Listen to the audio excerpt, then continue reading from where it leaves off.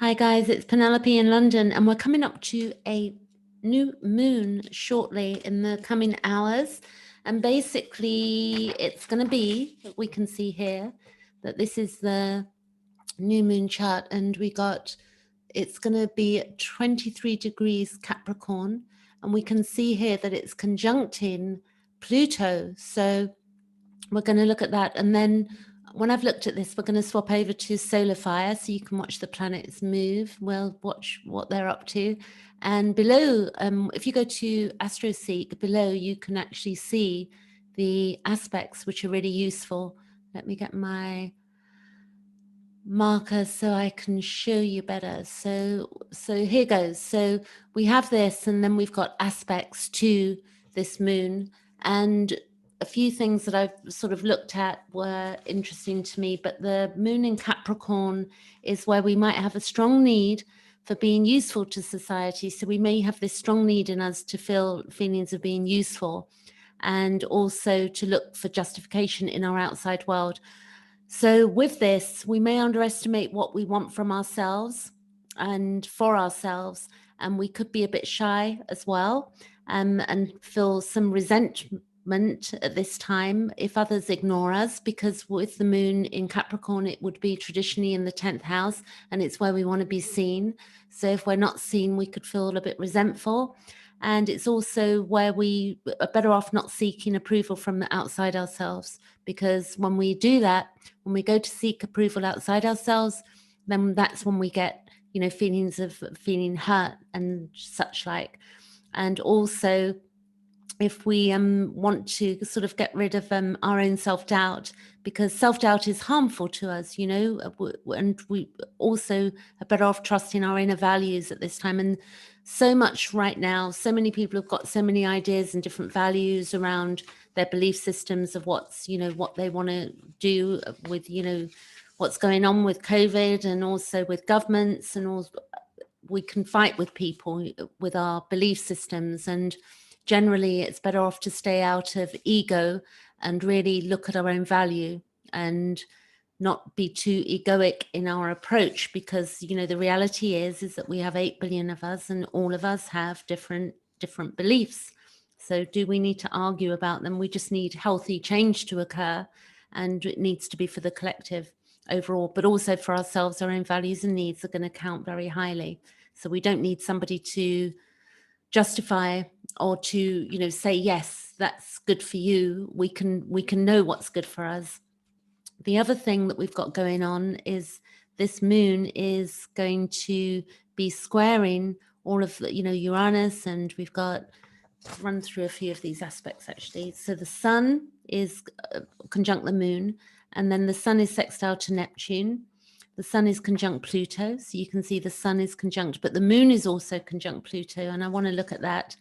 And the moon is sextile Neptune, I've said, moon conjunct Pluto. We've done Mercury square Mars, so Mercury, our thinking mind, squaring Mars.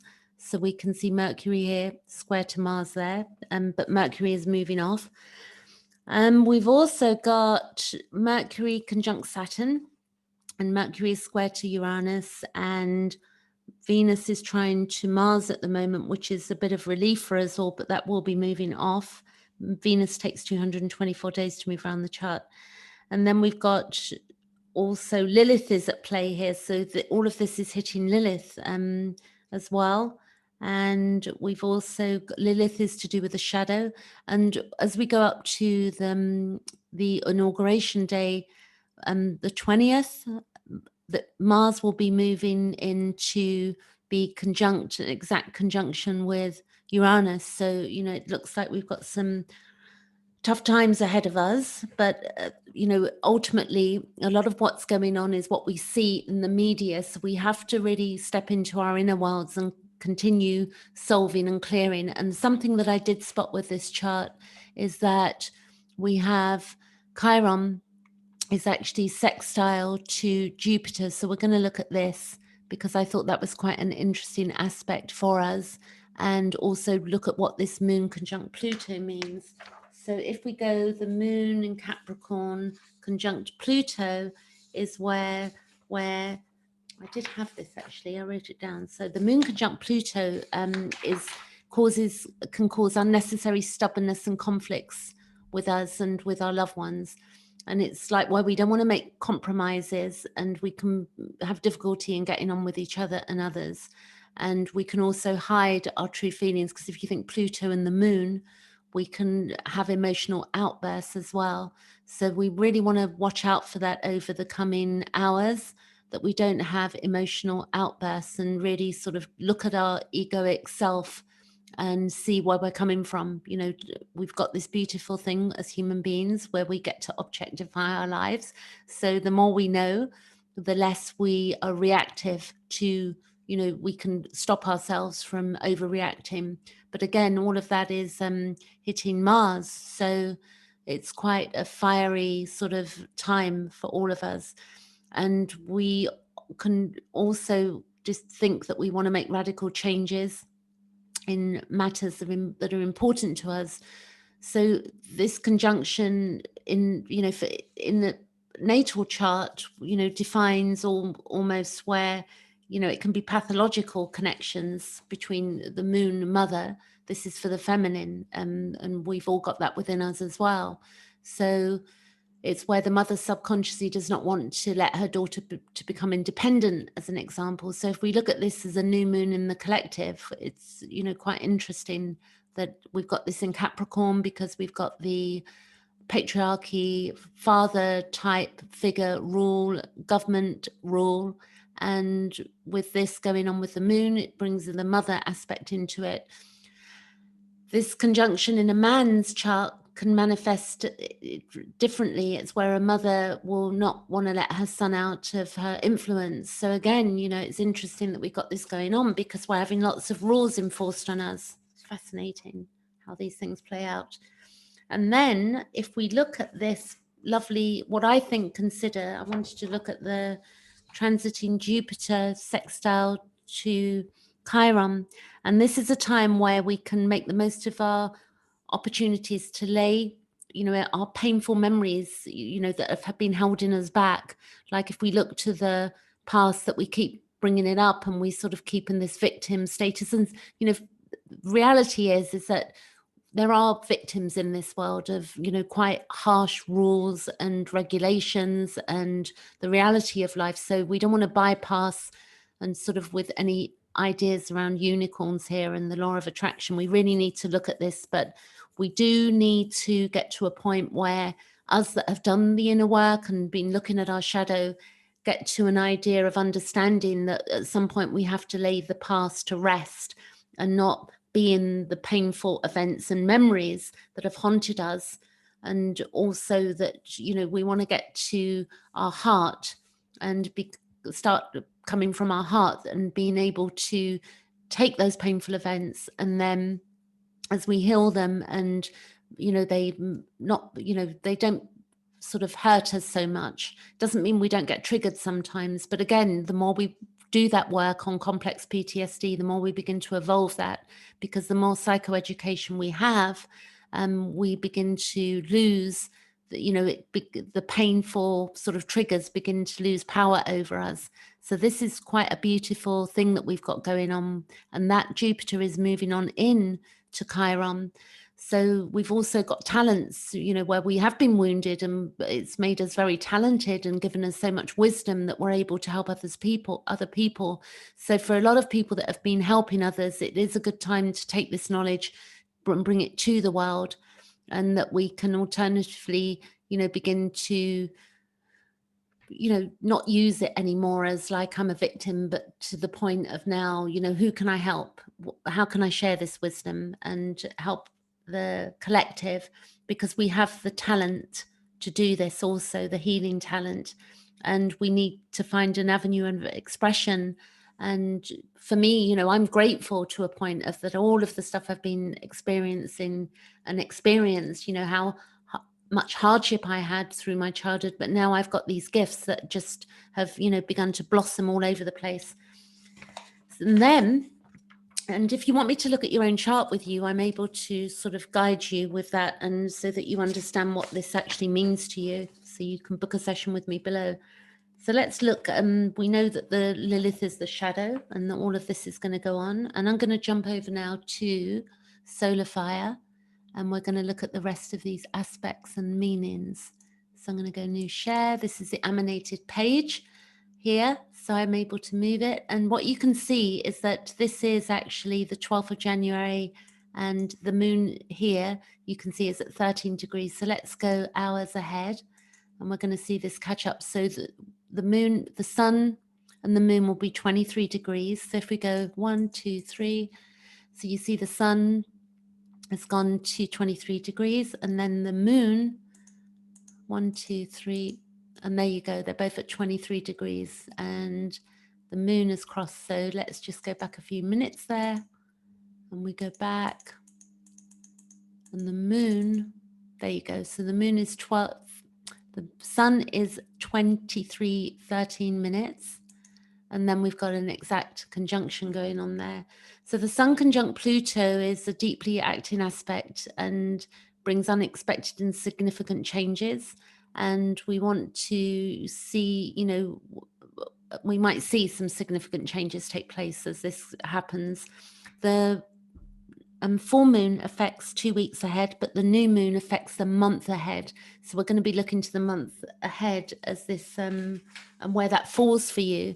So you want to look at your chart and you want to see, for me, this is happening in my second house of values and my morals and my my beliefs as well. So you want to look for yourself what house is 23 degrees of Capricorn. And with the new moon, you know, new things, feelings or emotions can come to the surface. And because it's conjunct Pluto, we really just want to be aware of our ego, as I've said. It's the beginning of a new cycle, and it can bring some awareness to the darkness in us and around us as well. So let's see now what else we got going on. We've got the moon is sextile to Neptune as well. So that's quite useful. It's separating aspect. But the moon is sextile there because the moon, that's 18 degrees. So you can see that's moving on towards. And with the moon sextile to Neptune, it's transcendental. You know, it's something religious as well, and numinous maybe. It's esoteric in its and where we can be self-sacrificing as well, which part of humanity needs to be.